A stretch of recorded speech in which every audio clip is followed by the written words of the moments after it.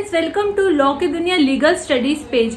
तो आज हम बात करेंगे कि कोर्ट ने क्या अपना वर्डिक्ट दिया, क्या डिस्कशन हुई रिगार्डिंग जूनियर एडवोकेट स्टाइपेंड।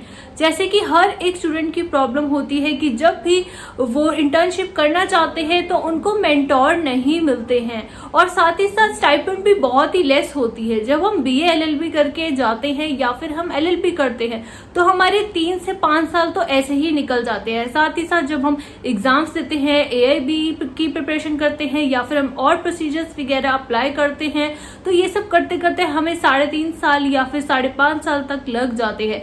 उसके बाद भी अगर हमें स्टाइपेंड बिल्कुल नहीं मिलती तो बहुत सारे लॉयर्स, स्पेशली जो फ्रेशर्स लॉयर होते हैं, वो डिसहार्टन हो जाते हैं। एटलीस्ट 3 से 5 साल उनको लग जाते हैं अपने आप को स्टैब्लिश करने में और उसके बाद कुछ अर्न करने में। तो एटलीस्ट जो बेसिक जो वेज होती है या बेसिक जो भी उनकी नेसेसिटीज होती है वो पूरी करने के लिए उन्हें कुछ ना कुछ तो मिलना ही चाहिए। उनको कुछ ना कुछ सैलरी, मिनिमम सैलरी या एक मिनिमम स्टाइपेंड भी मिलना ही चाहिए जब भी वो किसी भी अपने सीनियर एडवोकेट के अंडर वर्क करते हैं। साथ ही साथ जो प्रोसीजर है अपने मेंटोर फाइंड करने का वो भी सिंपल होना चाहिए और उसका भी कोई ना कोई प्रोसीजर होना चाहिए। तो मैं ये सब समझती हूँ और आइए चलते हैं इसके रिगार्डिंग कोर्ट में क्या डिस्कशन हुआ, आइए देखते हैं।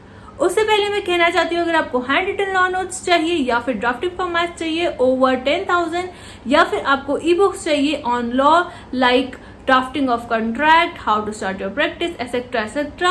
You can buy them. You can contact me over WhatsApp for sample or any detail, and you can follow me on other social media platforms also. All the link are in description. तो चलिए आगे चलते हैं इस video पे। के वेणुगोपाल जी और KV. Viswanathan जी और साथ ही साथ अटॉर्नी जनरल ऑफ इंडिया बैठे थे और उन्होंने असिस्ट किया था 5 जज बेंच को जो कॉन्स्टिट्यूट करी थी इस मैटर को जांच करने के लिए। और इस मैटर में ये बात हुई कि क्या स्टाइपेंड होना चाहिए और आजकल का सिनेरियो क्या है। और साथ ही साथ ये बात उठी, जस्टिस कौल जी ने कहा कि कितने नंबर ऑफ एडवोकेट्स या लॉयर्स हमें चाहिए इस प्रोफेशन में।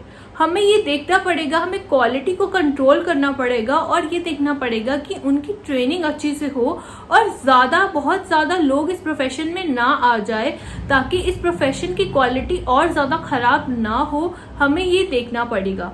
साथ ही साथ उन्होंने ये कहा कि उन्होंने देखा है जो एडवोकेट्स होते हैं, सीनियर एडवोकेट्स होते हैं, वो अपने जूनियर एडवोकेट्स को अच्छे से स्टाइपेंड नहीं देते हैं, इवन मिनिमम भी नहीं देते हैं। सो ये सब आजकल चल रहा है जो कि बिल्कुल ही गलत है।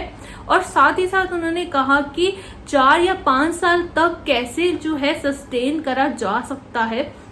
अगर कोई भी फ्रेशर जो है एडवोकेट होता है तो उनके लिए बहुत ज्यादा डिफिकल्ट हो जाता है सिचुएशन। नीचे कमेंट करके जरूर बताइए, क्या आपको लगता है कि एक जूनियर एडवोकेट को मिलने चाहिए स्टाइपेंड या फिर आपको लगता है नहीं मिलने चाहिए। और अगर आपको लगता है मिलने चाहिए तो कितनी होनी चाहिए, जरूर कमेंट करके हमें बताइए।